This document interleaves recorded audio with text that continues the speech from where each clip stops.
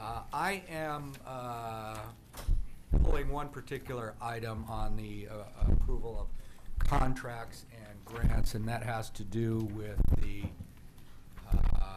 CalPAS item on there. I am quite concerned about this issue. I want to say first and foremost, I appreciate all of staff's work, all of the outside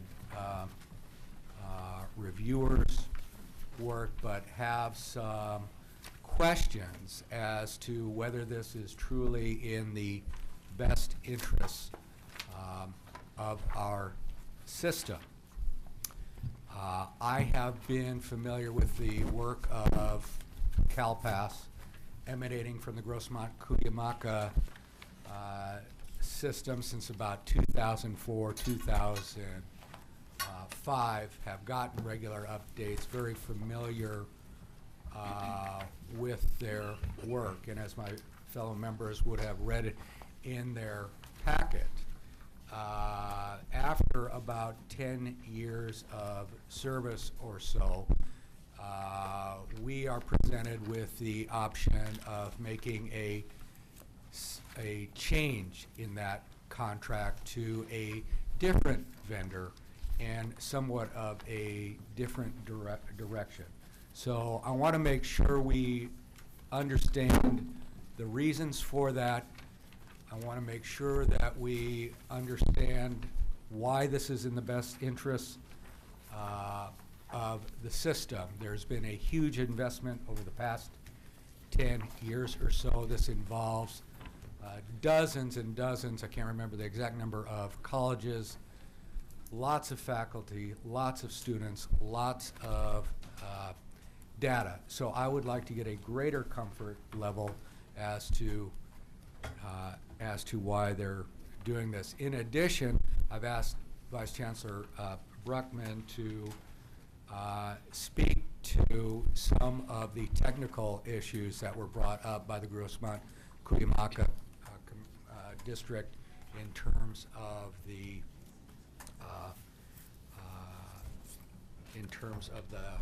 process. So with that, Steve, I'm not sure what's the protocol here. We have two speakers. Do we let them? It's up to the board. If the board would like a brief introduction, I'd be happy to present that. I think Vice Chancellor Perry probably might want to join us as well. So and then the board can ask questions and then hear from anyone else. So I would prefer that if you could give a brief overview for the board, and Vice Chancellor Perry, if you could come up as. While we're waiting, shall we move to approve the other items on contracts? Are we going to take a separate vote on this one? That's up to the board. If the board, I'm happy to do that. I'll move approval of the other items of the contracts, Okay. and then we'll take a separate vote on That's this fine. one. Seconded by Vice President Baca. All in favor? Aye. Opposed? Okay, very good. Executive Vice Chancellor Bruckman. thank you. Yes, I will be brief. I think the board is familiar with the facts. I sent a memo to the board a couple weeks ago explaining the circumstances that have gotten us to this place. The board is at this time is in the position of approving a grant for the next 5 years for CalPAS. Whenever we have a grant presented to the board like this, we go through a standard procedure involving a reviewing committee. The reviewing committee chose a different district this time, the San Joaquin Delta Community College District, as the grantee. The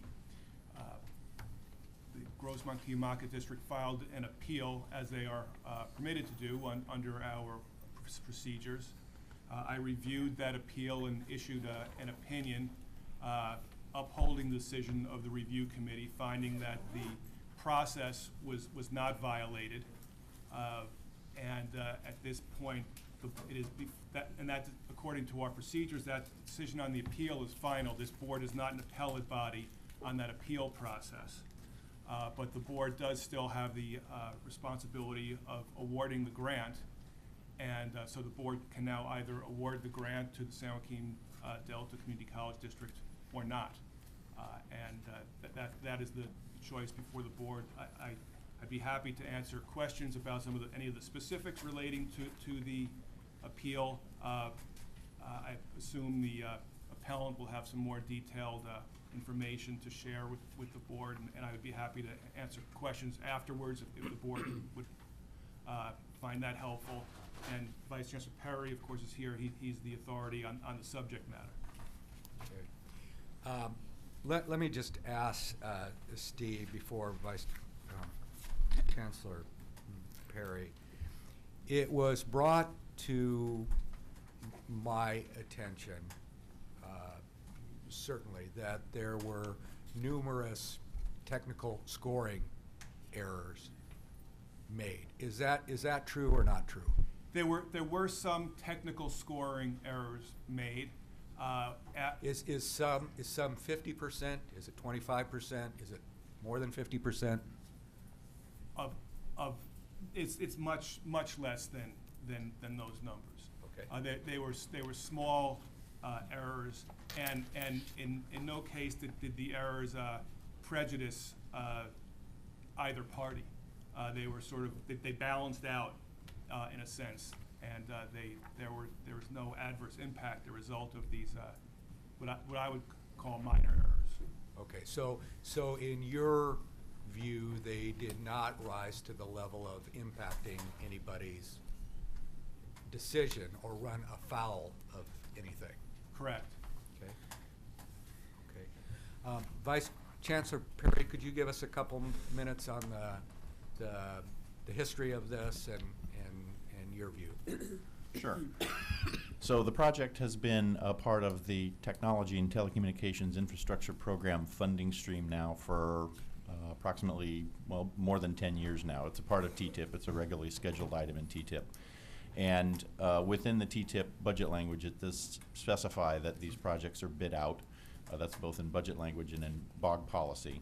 So this is, I believe, the third bid that we have done for the CalPAS project. Each time we've assembled a panel, and in this case, the panel was assembled and we have heard the outcome. There's not a whole lot to tell. It's one of the projects in the technology unit that we oversee. They have approximately $1.1 million within that budget. It's down from a high of $2 million in the past. So, I mean, that's generally the overview of where we're at on the project. So we have somewhere between 10 and 15 or 20 million dollars invested as a system in this project. And in your view, going forward, does the new vendor does the new vendor make use of that investment, or is this a thorough sea change from where we have been? In reading the bid document, the vendor builds upon what has already been built. All of the infrastructure and intellectual capital that's been built up over the years transfers to the new vendor. And my guess is you'll probably hear from them, but their goal, according to the bid document, is to build upon that and do some different things, but also not throw away what has been done in the past. Okay. Any other questions from members before we have our Member Baum? I just want to get more information about the project itself. So, because I read in the article that, in the letter, that we could choose not to award anything. But what, CalPAS is the database of student information. How does it, as the CPEC representative, how does when CPEC was folded and defunded, one of the burdens that they said that the community college system would take would be to maintain a database of student performance. Is this connected to that? Or how is this connected to Member Okay. Baum, could you speak into your I mic, see. please? Yeah. How is this connected to the database that we would be maintaining, connected to the CPEC defunding? Okay, it's technically completely independent of that. So CalPAS is it's a database that is The data are collected voluntarily from districts who sign an MOU with the CalPAS project, and they submit data directly to CalPAS for that particular project. Much of the community college data comes through our Chancellor's Office MIS system, so it's passed through in an easier manner that way. But data from CSU and UC and K-12 campuses and private and independent colleges are collected separately directly to CalPAS, so there's no direct tie-in with the CPEC database per se. The primary function of the use of the data is for local and regional curricular alignment activities. And I always bring up in May the issue of the technology funding that, about the video conferencing and the telecommunications. Is this the other half of that technology funding? There were two pieces of that. Right. It's not actually a half. This is out of a $15 million tech budget. This is $1.1 million. Right, but it's part of that whole package. It is part of that whole package, correct. And then what's the source of these funds? These are Prop 98 funds that are scheduled in our annual budget. It's a categorical. And it's designated for technology. Correct. And but we choose whatever is designated for technology into this specific activity. That Prop 98 doesn't direct us to fund this particular activity, or does it? In this case, it actually does. If you look at the scheduled item in TTIP budget language, it lists a series of uses for these funds. Okay. And then there's actually a separate sub-piece of the budget that specifically lays out, of these funds, $1.1 million is to be used for the CalPAS project. And then lastly, could you just summarize why the committee, you believe, awarded it to San Joaquin as opposed to Grossmont? Are there a couple of items that made their proposal more compelling than Grossmont's continuing? In speaking with some of the review panel members of the review committee, their main topics were collaboration with stakeholders. In the bid document, it lists a certain level of collaboration with stakeholders that the new grantee would bring about. Strong K-12 linkages, so the organization that is associated with San Joaquin Delta has a very strong and existing K-12 set of linkages and K-12 data. They're already in the K-12 world and using a lot of California Department of Ed data for their activities.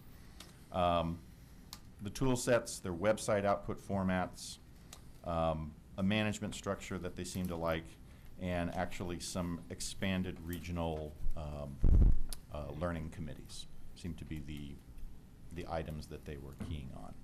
It wasn't that the other bid was necessarily bad. They just liked one over the other. And in the end, it was all 5 members of the bid committee that reviewed this and came to that conclusion. Member Malumed.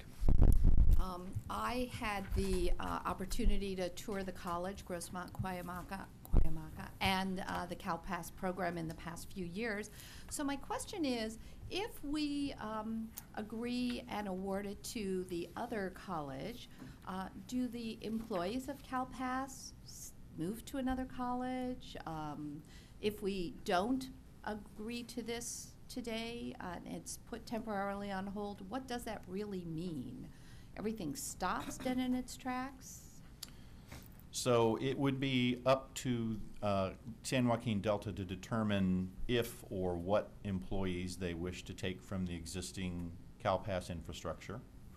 That would be totally upon them. We've discussed with that there may be some benefit to doing some of that for continuity's sake. As far as if no action is taken today, I think I would need to confer internally as far as what happens. We would be left without a contract. And so, therefore, I don't know whether expenses that occur that occur while there is no contract are reimbursable, or just what, or how long can we wait? As long as we get a contract within this particular year, can we go back and, award the full 1.1 million? It would be up to the existing district to determine whether they wanted to take on the risk of continuing to fund the project during a period of time when they didn't know whether or not they were going to get it. So, my guess is there might be some turmoil in it. I know some of the employees who are currently existing in the CalPAS project would probably be a little bit nervous about what's the longevity of my position here or not. Thank you.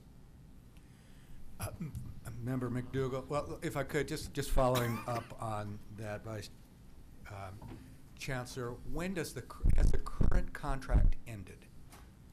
Current contract has ended 6/30/12. 6/30/12.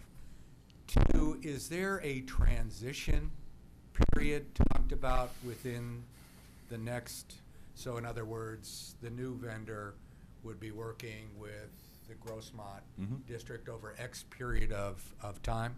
Correct, yeah. We've engaged both parties since the result of the appeal to discuss transition activities.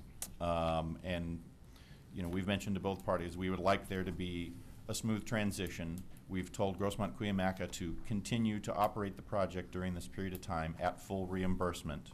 And over some period of time, 2-3 months, transition, scale down reimbursement to one district, ramp up reimbursement to the other, leading to some hard cutover date at some future point. Yeah.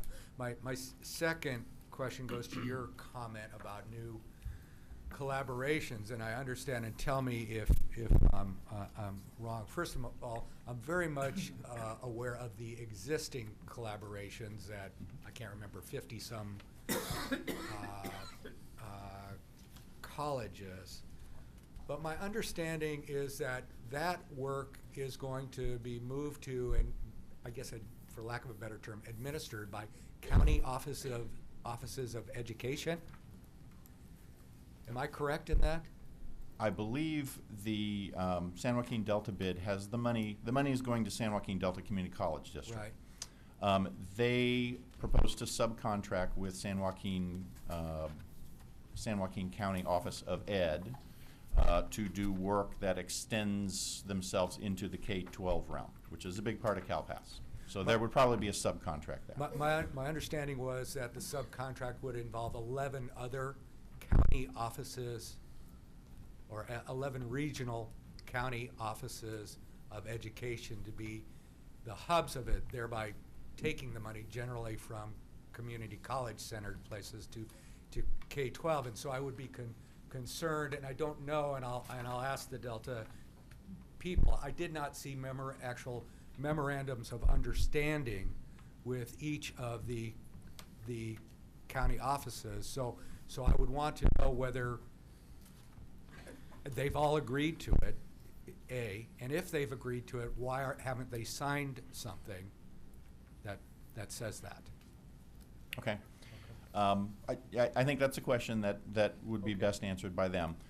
Also know that work plans for what goes on are ultimately approved by the Chancellor's office. Okay. So, regardless of that, ultimately it's going to run through our office and our division to determine, okay, yes, we'll agree to that, or no, we won't agree to that. Okay. Other member Baum? I just have one other question, though. I've expressed in the past some of my concerns about Palomar's management of the contract, the other TTIP contract. Are you, in Grossmont, how has Grossmont's stewardship of this project been over the past 5 years? There was a past time when we had more conflict in the project. There was a time when we went through an audit of the project, as was prescribed in budget language. The audit came back generally fine. There was a few little findings that we requested to be cleaned up, but otherwise, we're comfortable with their stewardship of the money in the project to date. Okay.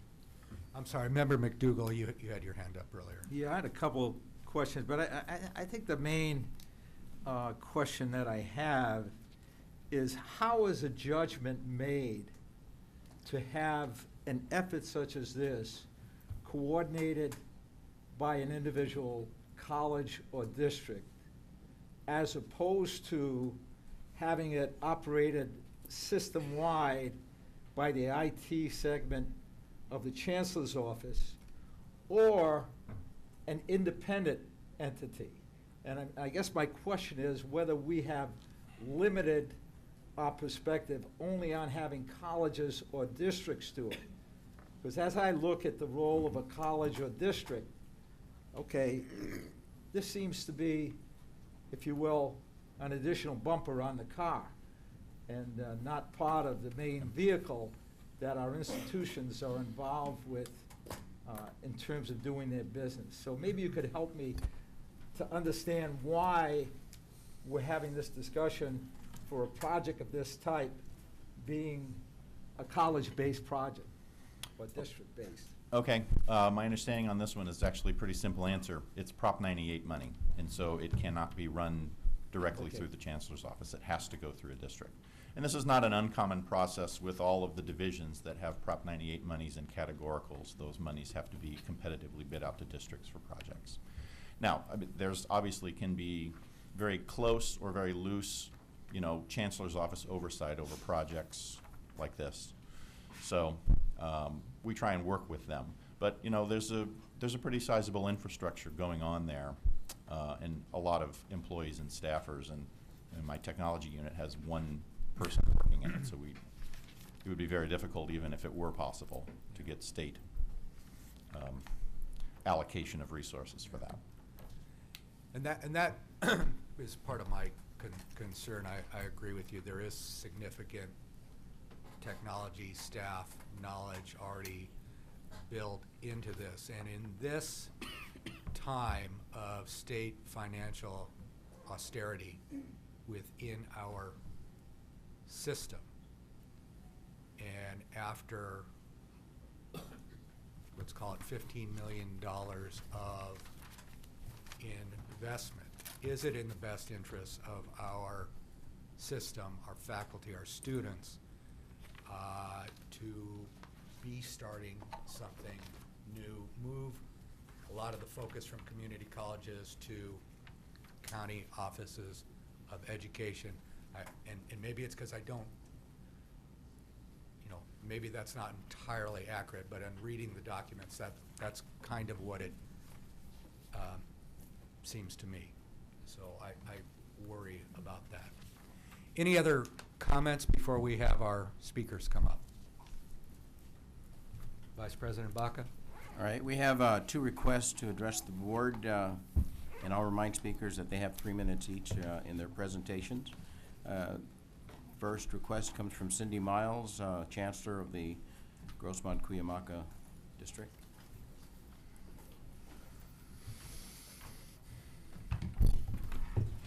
Thank you very much for this opportunity, President Himmelstein, members of the board, Chancellor Scott, colleagues. I am delighted to spend just a couple of minutes with you. I wanted to illuminate some of the background of CalPAS and just spend a second telling you how proud we are and how grateful we are to have had this opportunity for over a decade to lead the state in this initiative. I think a question that was asked earlier was about, you know, why is a college running it? And in this case, it's because it was invented at Grossmont-Cuyamaca. It actually was not a state project that was given. This grew out, it was called the San Diego Consortium, Data Sharing Consortium, and it was a regional group that came from our then researcher and now director for CalPAS, came up with this idea about faculty to faculty coming together to use data to make a difference in the classroom. And at that time, it was an unbelievably novel idea. Whenever the opportunity came to expand this, the data sharing notion statewide, and the grant funds were available, what was said was it couldn't be done. It was said you could never get institutions you couldn't get colleges, community colleges and universities and schools to give their data because it's a voluntary sharing. And that's a key element that we see that is different in the changes in the model going forward. It worked because it was this voluntary understanding, and we built this. Currently, there are 547 MOUs that we have with institutions. That it represents over 8,700 institutions. So a number of those MOUs are with districts, so they have multiple institutions within them. There we have in the CalPAS system, we represent 60% of all the K-12s that have a high school, all of the community colleges, and nearly all of the post-secondary institutions. And in fact, we're still getting new members joining. One of the great ironies is that we just received this last month the MOU for San Diego State University to rejoin. And it's a point I'm making because it's one of the things that I think is of concern to us if this project were to be transitioned. San Diego State was an original member. They pulled out whenever the project went statewide because they were concerned about what was going to happen to their data. How would it be misused? How would it be misrepresented if it were being made public? One of the cornerstones of our current CalPass project and its success is these data are shared only among, these are voluntary sharing, only among the members with whom they agree. About 50% of them say they're fine with it going statewide. Others want those data only to be shared with their regional partners because, as we all know, how information can be misconstrued. We worked hard to get San Diego State to come back in, and the only reason they did is because we gave them the promise that their data would be shared only with their designees. So it's a concern that we have. These these MOUs are not going to just be an automatic transfer. The people with whom have made arrangements with Grossmont Cuyamaca have not agreed for their data to be put on some public website and used as it could be. We're tremendous. Dr. Miles, Yes, your sir. time is up. I appreciate your time. I'm happy to answer any questions. Yeah, Vice Chancellor Bruckman, just in terms of process, can the board ask questions now, or is it best to? It's up to the board. If the board has questions, Oh, okay, so my question, I'll just have one or two, is how you said, how many colleges are involved in this now, Chancellor Miles? I How would many of have our to- I'd community have to get- colleges? Of the community colleges, all of the community colleges. All of our community colleges, so these colleges would have to make new agreements with. 547 MOUs. Right, with either the vendor or these county offices of Yeah. education. And the Okay. County Office of Ed question that you were raising, President Himmelstein, is another concern for us. They're very deeply engaged with our K-12 partners, but right now there are about 54 of what we call the professional learning communities. These are where the K-12 faculty come together with the community college faculty and the university faculty. And there are 54 of them going on, over 1,000 teachers and faculty members are meeting on a monthly basis as a result of this project. It's not just a data pipeline. This is an application initiative. And the new model, as I'm understanding it, and maybe we can hear better from them, is that those would no longer exist. It would go to 11 big regional consortia run by the county offices of ed. Okay, thank you. Any other questions for Chancellor Miles? Okay, Vice President? 6 people were laid off. Okay, Kathy Hart, of the Chancellor of the San Joaquin Delta Valley College District, is joined by Jim Lanich. Possible, I'd like to have Jim Lanich, our partner. Absolutely. From Ed Results. here with I've me. known Jim for a long time. We're just delighted that the review panel found our proposal to be fundable, and we hope that you will find it so as well. This is a partnership between San Joaquin Delta and the San Joaquin County Office of Education and Ed Results, which Jim is the president of. We at Delta have a state-of-the-art brand new data center so that we believe we can support the infrastructure necessary for this project. We also believe that we have the personnel that can, along with Jim and Mick Founts of the County Office of Ed, that can really take CalPass to a new level. I'm going to let Jim talk a little bit about the project, but we want to assure you that we will honor all of the MOUs, that there will be no interruption of service if that is a concern. We've talked about both of those. We've proposed a transition plan with Grossmont. We're certainly willing to look at any of the personnel who might be able to fit into the structure that we've created, and so I'm going to let Jim talk. Sure. Mr. Chairman, I appreciate the opportunity, members of the Board of Governors. We wrote the best proposal that we could. It was a collaborative effort. It took months and months of hard work, due diligence, fact-finding. To the extent of the county office participation, that's just one small aspect of it. They will not be managing the PLCs at all. That's Delta College's role. We'll honor all existing PLCs. We need a lot of oars in the water. We need to make a difference for a whole bucket load of students. And we're interested in their quality of life, having them experience success and get that pathway to career and workforce and/or associate degree, baccalaureate degree, transfer degree. We're keen on partnership with higher ed segments, and have worked very diligently with Chancellor Reed, President Udoff, and the community college system. So we're looking to make a difference here. That wasn't the timer. What's that? That was not the timer. Somebody else's timer. Oh, okay. So I didn't want to. You still have time, I guess. All right. Okay. So, are you done? Or? Yeah, but believe it or not. Any questions from members? Member Azumi? I'm just, I want to, just for the edification of the board, you know, both from your district and. Member Azumi, yeah, could you I'm sorry, speak into your, particularly with my hard hearing today? I'm sorry about that, Mr. President. I mean, just for the edification of the board, you know, both from your district and from Grossmont Cuyamaca, what exactly do you plan, is a plan to take place during a transition, the 2 to 3 months that was mentioned? What sorts of things are scheduled to happen? Well, of course, the first thing would be a meeting between the two groups. We do not really know any of the detailed background, so there's a lot of technical marriage that's gonna have to occur here. We also need to look at the staffs of both of our proposal and Grossmont's staff to see if there are ways that we can accommodate some of that.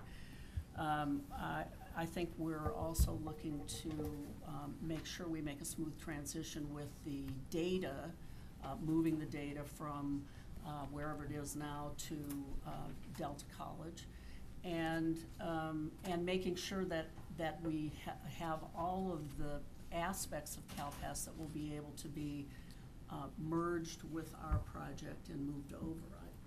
Yeah, no, we authored a rather comprehensive 17-page transition plan with every objective that we could come up with as far as what President Hart just explained. But the transition is, as far as the user is concerned, should be absolute, free of any bumps. We hope it to be flawless as possible with just no interruption of services. Member Baum? So it sounds to me like San Joaquin Delta is the agent, but Ed Results is going to be running this program. Is that the situation? Ed Results is a nonprofit organization. Sure. Because we need to fundraise to grow this project. Mm-hmm. So to the extent that the board of directors, which Dr. Hart will be an active member on, will be how should I say, make sure that the trains are running on this in partnership. So you're saying with to Delta. fundraise, is this part of the fundraising effort to get this contract, or is there additional fundraising to support this? This is $1 million program per Right. year. So it will require to grow it, expand it, the data element, outreach to the colleges will, we hope to raise money So to we're to grow the awarding program. 1.1 million for it. 1.1 So, million. so that more than covers then the cost of the program, is what you're saying? Because if it's $1 million to do it. Yeah, I mean, DataWorks expensive. It, just as the current incumbent raises substantial funds to. But will you bring keep- additional resources to the table? Absolutely.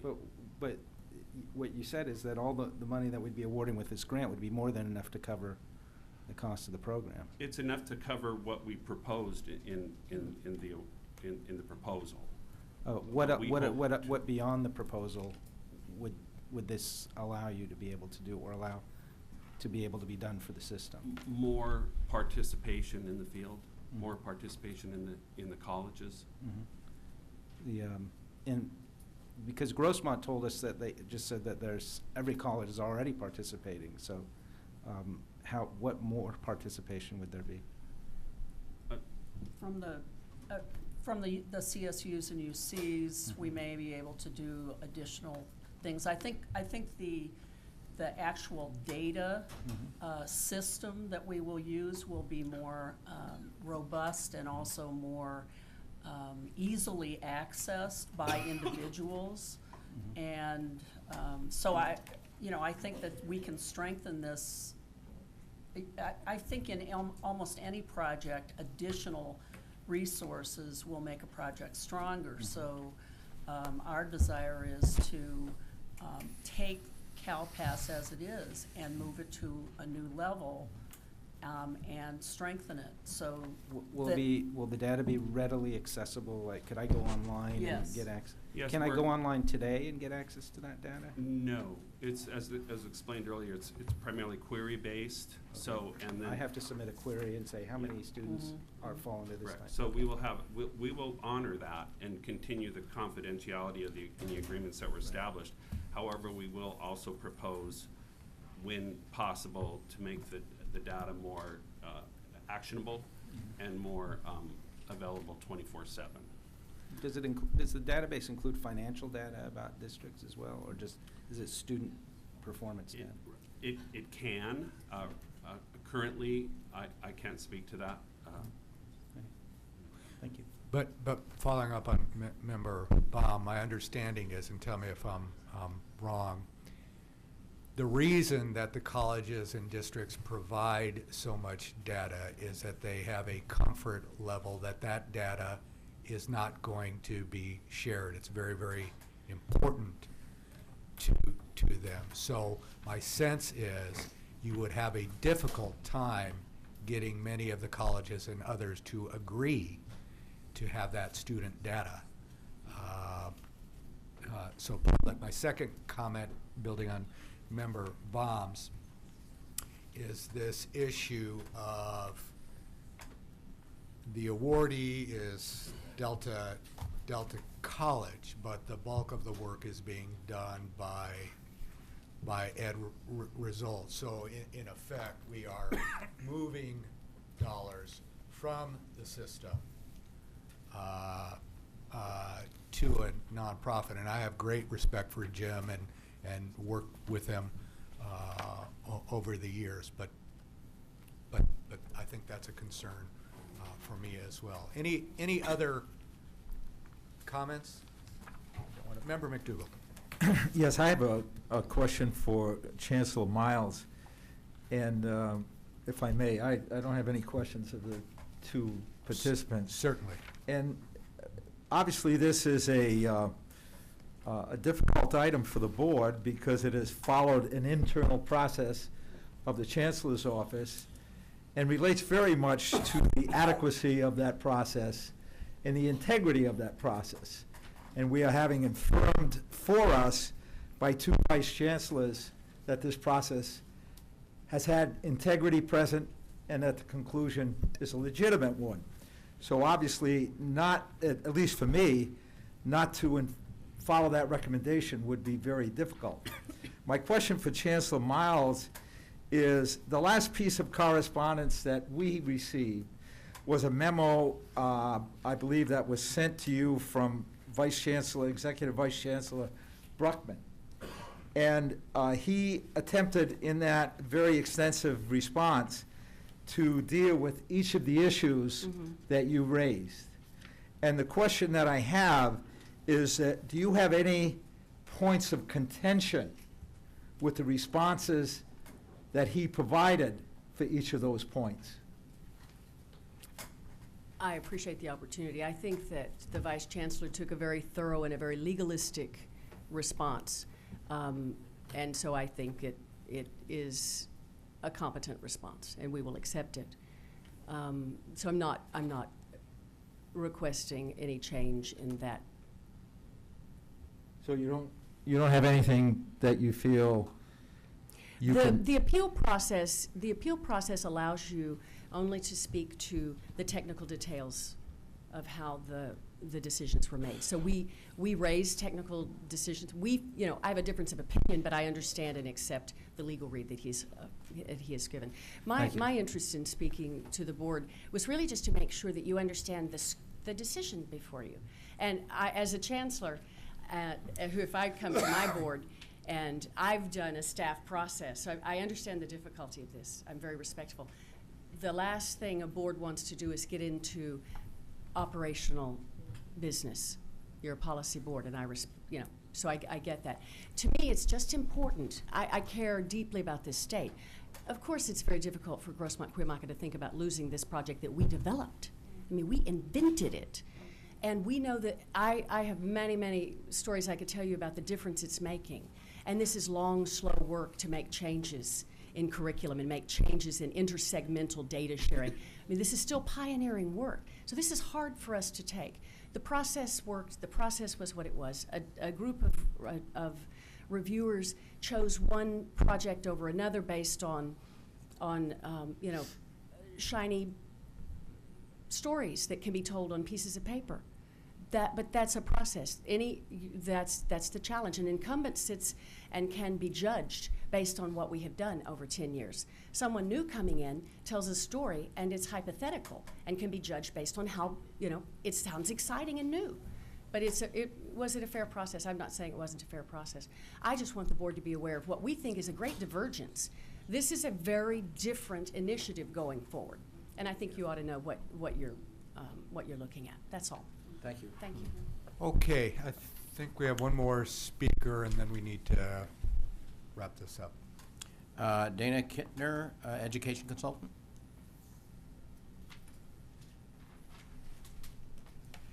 Thank you, Board, for taking a few minutes to hear me. I just simply want to mention a couple of things about this process.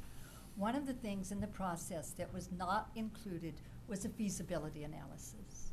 Now, with all due respect for a process, and I've served on those committees as many of us have over the years, it was an analysis and a recommendation.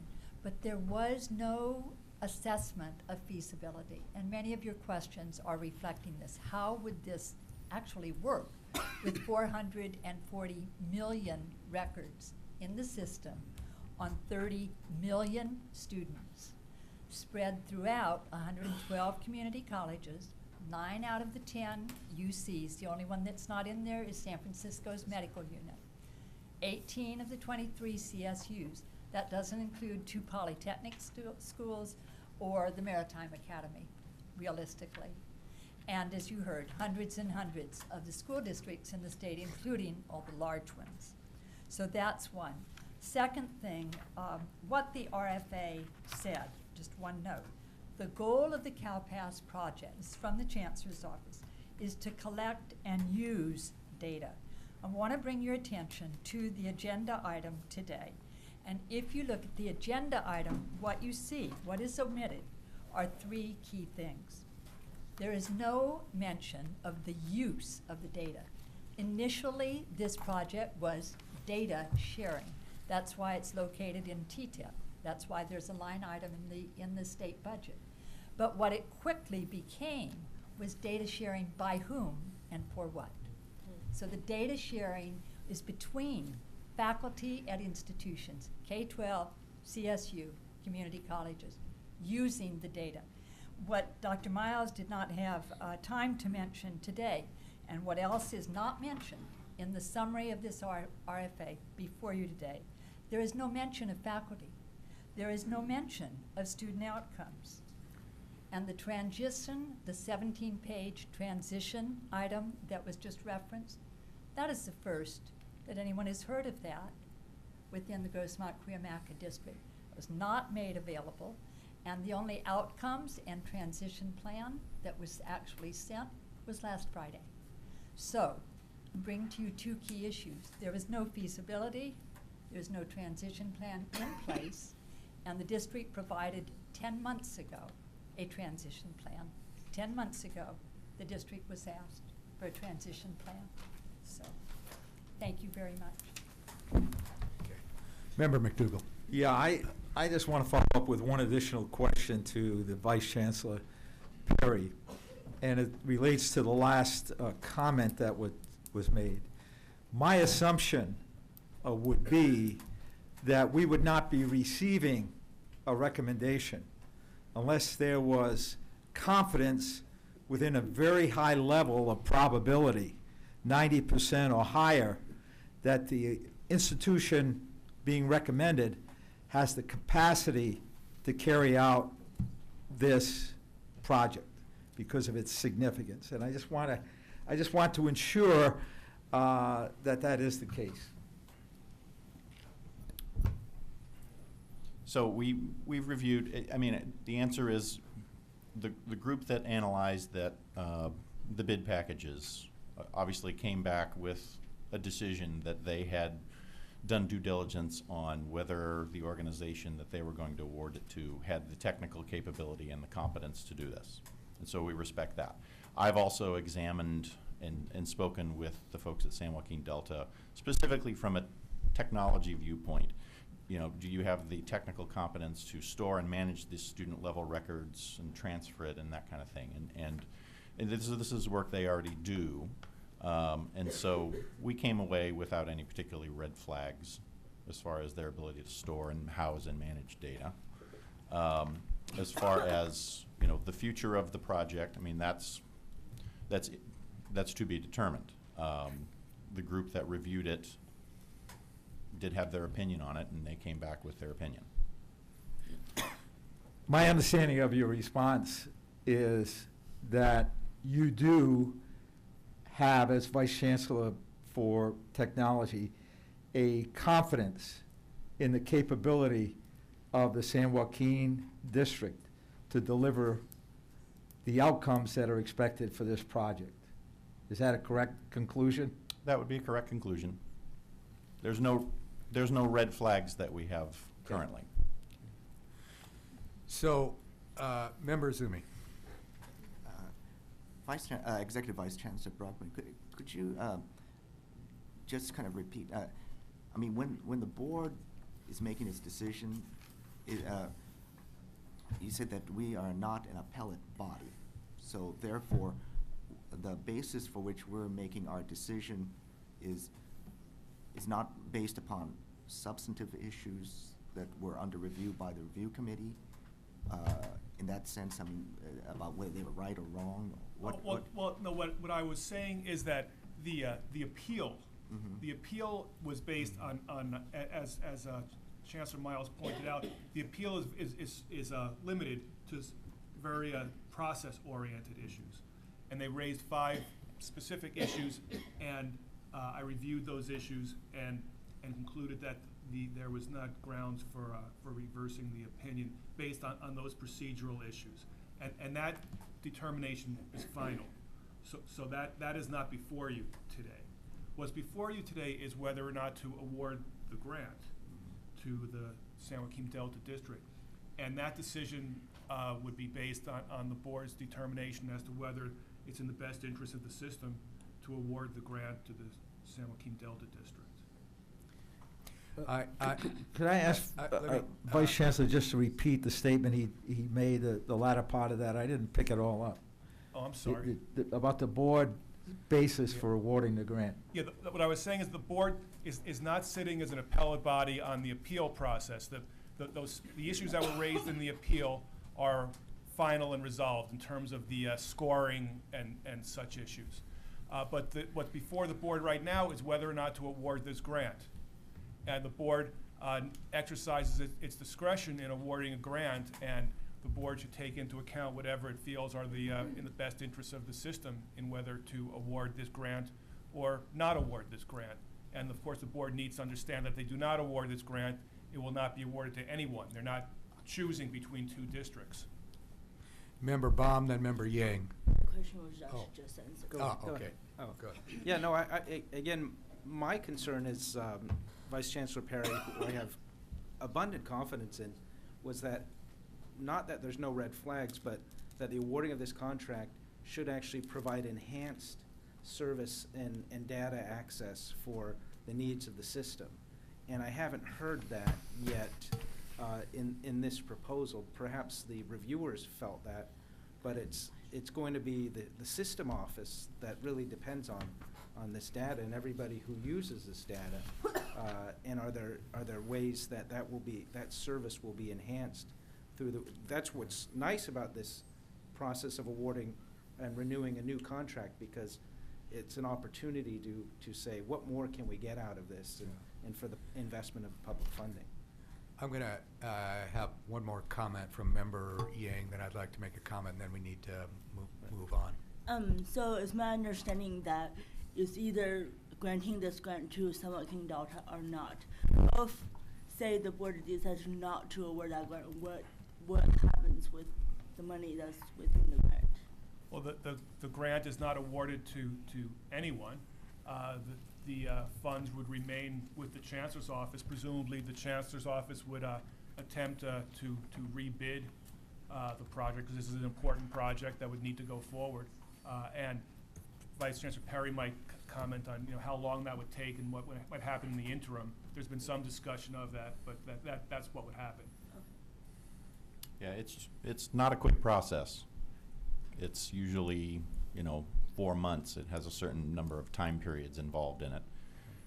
So it might be that period of time before we actually get a contract. Yeah, and I would add to that, it's the transition would also not be a quick process as well.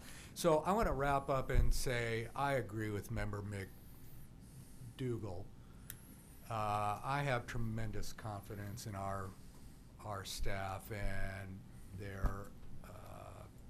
their abilities and their ensuring a clean process, and for us to make a decision otherwise, it needs to be on very solid grounds. But for myself, if I put on my board hat and I ask myself, is this aside from the legal issues and all the others, is this in the best interest of the state and what we've invested in and moving forward? I am not comfortable moving forward with this grant as it is. And so if it were to take a few months to look at this again, to give bidders another opportunity to bid, for the board to be more informed of what is obviously a very important program that involves all of our colleges, I'm personally am willing to do that, because our role here is to do things that are in the best interests of all. So I'm going to go ahead and make a motion that we do not award a grant, give the staff an opportunity to come back, if that's the process, Vice Chancellors, with another project, or authorize them to rebid. I don't know what the proper one is, Steve. But for me personally, I'm not comfortable going forward at this time. So there's a motion that we would ask for a second if there's. Okay, I'll for- second the motion. Okay. All in favor? Well, what about discussion? Discussion? Member McDougall. Yeah, I will vote against the motion. And I'll vote against it because I recognize the necessity at times to take more time to do something. But in reading what I read, I see little, if any, benefit for taking more time, because at least the information we received indicates that probably we'll only have the same institutions bidding for this.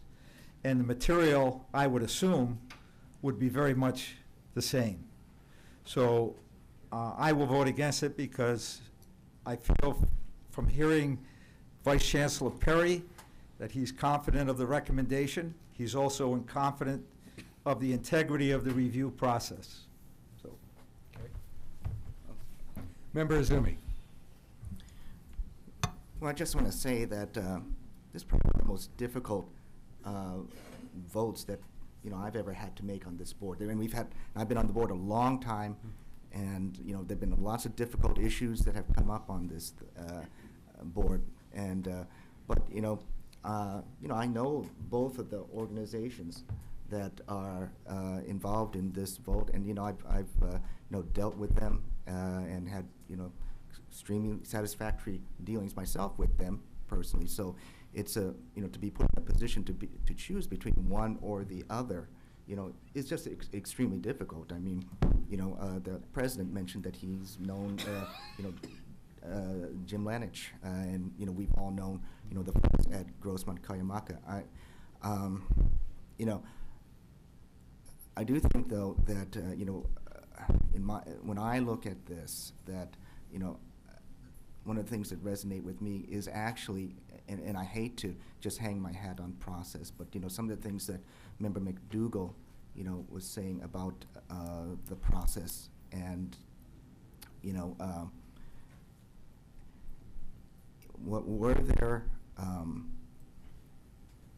were there real issues in the process where we came to this point right now? And from what the various testimony from the members of the Chancellor's staff to also testimony from both sides on this issue, no one was arguing with the process on this, and that we've come to this point. And I think that there's, regardless of how I would have voted on that review committee based upon the substance of what was presented before me, I mean, it's hard for me as a board member to look at the process and say that it was flawed in some way, so that we should necessarily restart. If I were on that review committee, I may have voted a totally different way. I don't know, but I mean, I just feel that my responsibility in terms of overriding, what has been decided up to this point, requires me to have, something that I can really, hang my hat on in terms of like, a major flaw in the process. And unfortunately, whether it's, or fortunately, depending on, which side you're on, I mean, I haven't necessarily seen that flaw. And that's why Member McDougall's comments have, resonated with me. So that's what I wanted to say about that. Other members? Okay. Maybe we should have a roll call vote. That's fine. And Jerry? Reed seconded the motion. Manuel Baca? No. Jeffrey Baum? Yes. Natalie Berg? No. Joseph J. Belansky Jr.? No. Danny Hawkins? No. Scott Himmelstein? Yes. Lance Izumi? No. Peter McDougall? No. Deborah Malumed? No. Gary Reed? Yes. Dorina Storm? No. Okay. My motion is defeated. Okay, thank you, all. I'm sorry. We need another motion. Oh, We have to vote on the motion. We have to vote on the, to award. the okay, contract. motion, so I'll entertain a motion to award the grant. So moved. Second. Moved by Member Belinsky, seconded by Member Berg. All in favor? I just. Oh, Member Baum? Wait. I just do want to say that if the contract is awarded to San Joaquin Delta, my expectations as a member of the Board of Governors is going to be very high for the delivery of the services that we're anticipating, especially through this transition. And I'm anticipating a full reporting out in the spring after the transition has taken place to make sure that the public is getting the value for the contract, that there are no hiccups as we have been warned that there may be during this transition. Okay, motion to award the grant. All those in favor? Aye. Opposed? Okay, motion carries. Thank you all. Thank you both to Grossmont and to Delta. We trust you will work together to make this a smooth transition.